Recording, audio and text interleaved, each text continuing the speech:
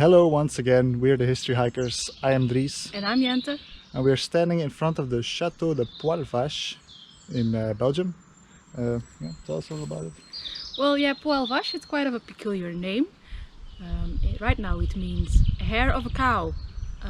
But in the Middle Ages this castle was also known as a Château d'Emeraude or Emerald Castle, which, well, the beautiful nature surrounding the castle ought to have contributed to that name. Alright, let's check it out.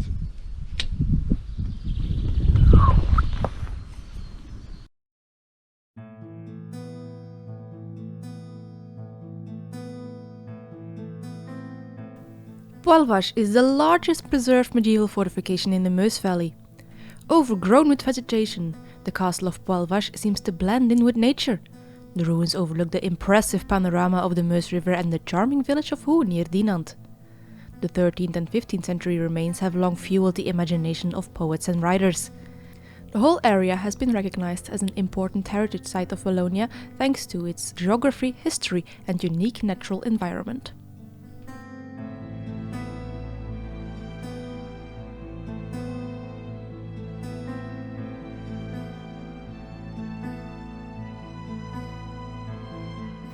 Legend has it, the hill fort was built during the reign of Charlemagne. The fortress certainly existed in 1228, when it appeared in the archives under the poetic name of Château d'Emeraude, or Emerald Castle.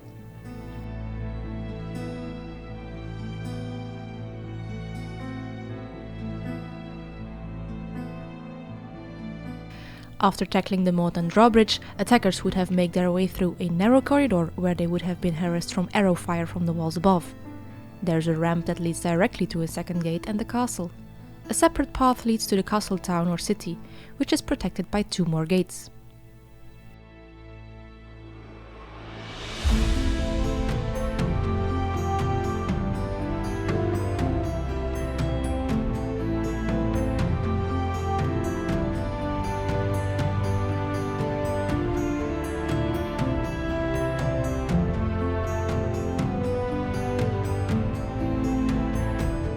Poilvache literally means hairs of a cow.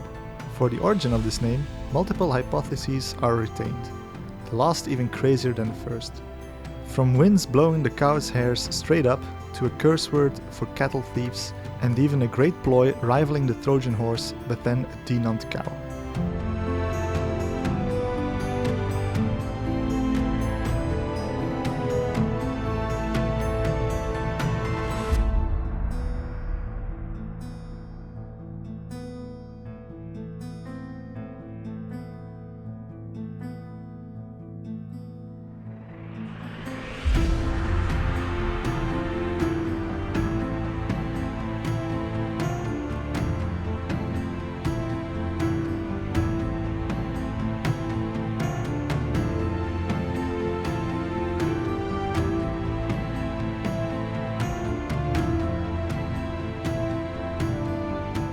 In 1199, Ermesinde of Luxembourg obtained the castle of Poilvache.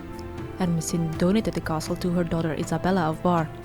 During this period, it was fortified and developed into a real political and military center. Isabella's aggressive husband Walram of Monschau broke a peace treaty with the Liège Prince-Bishop Johann III of Rummen, who sent his army to besiege the castle.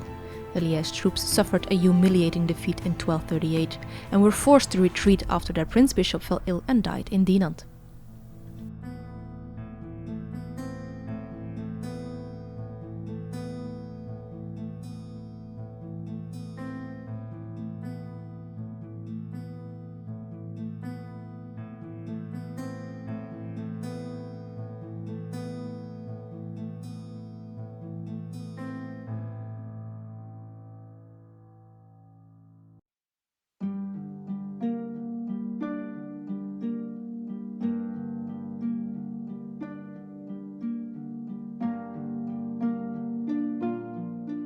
After her husband's death, Isabella donated her castle of Merode to her half-brother Henry the Blonde.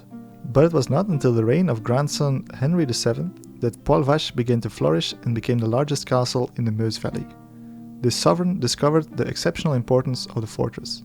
It was located a stone's throw from the industrial cities of Dinant and Bouvigne, and thus controlled trade on the Meuse in both directions. Henry installed, probably in 1296, a mint within the safe walls of Poilvache, which grew into a real settlement.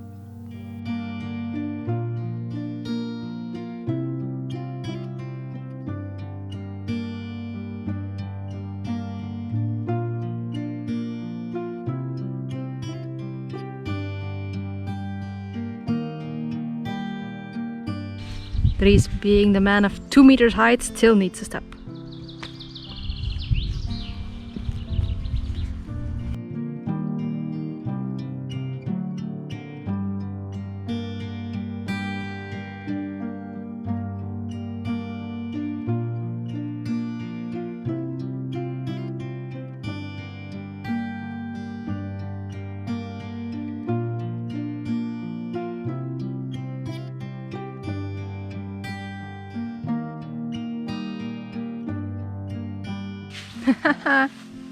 Hello. Barbecue.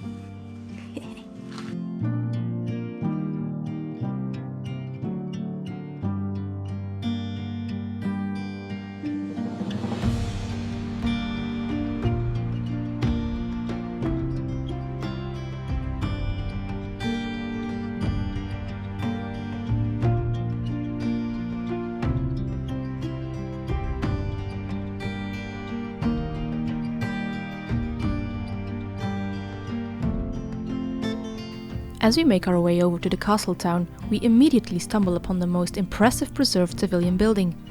Though it has impressive stone gables, it is certain that parts of the other walls were built in wood. Just like many of the houses, it rests against the city walls.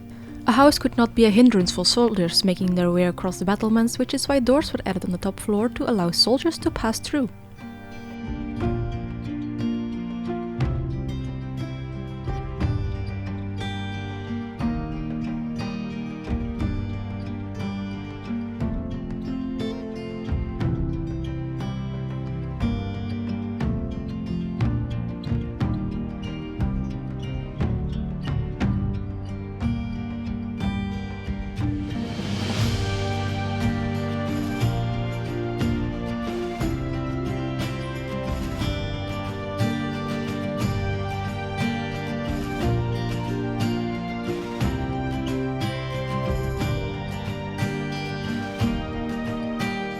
At the northwest side of the city, we see some of the best preserved parts of the city walls.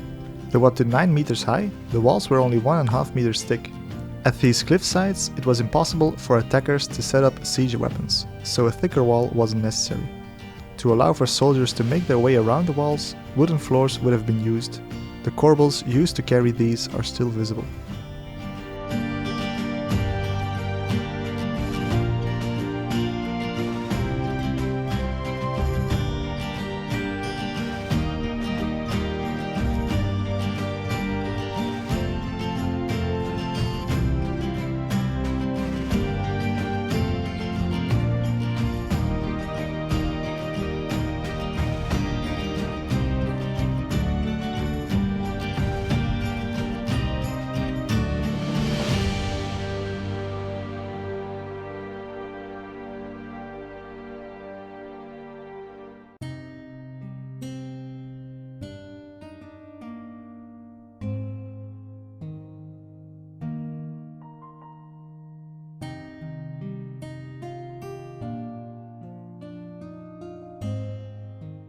The castle of Poilvache came into the hands of Burgundian Duke Philip the Good in 1421.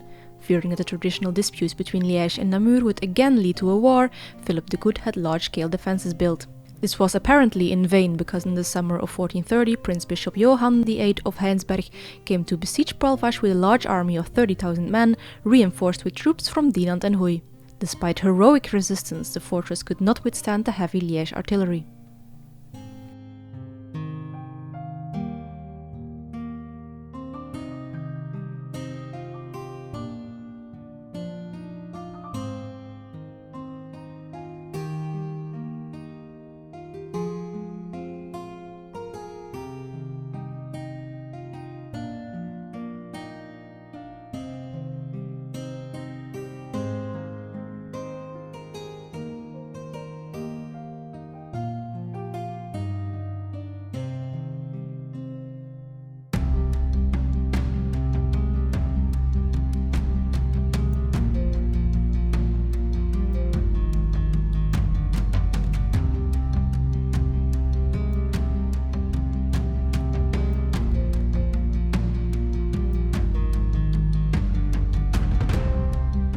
To ensure that Poilvache would never again threaten his enterprising city of Dinant, the Prince Bishop had the fortress dismantled and the buildings razed to the ground.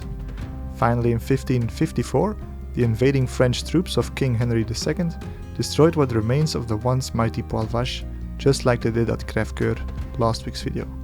Check out the card in the top right or the link in the description if you would like to learn more.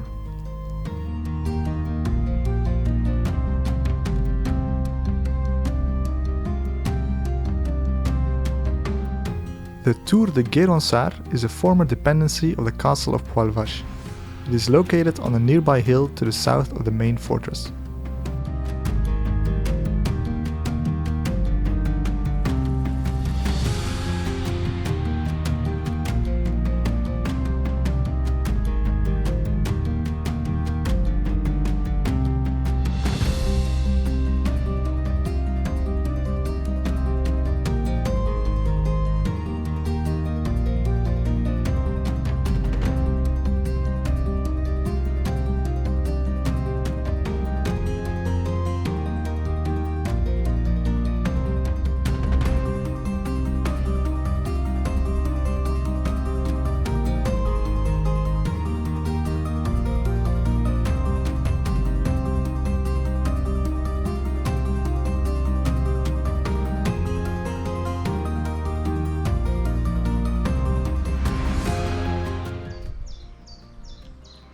That was the castle and castle town of Poilvache. It was very cool. Yeah, what did you think? Very big as well. Very big, yeah. Let's continue on with the arbitrary subjective castle score. And I'm gonna go for an 8 because there's a lot of cool information and cool details. That's what I want to say. Cool details, a lot of information around. What did you think? Yeah, maybe I'll go for a 7.5. But I do agree. Cool details, cool information. I also really like the fact that this is like a nature reserve, so it's very wild and flowers and bees and it's very beautiful. Alright, thank you for watching. Like, comment, subscribe and all that good YouTube stuff if you want to watch more of these castles. And if you have a question or any kind of comment, put them down below and we will answer them. Thank you so much. Bye. Bye!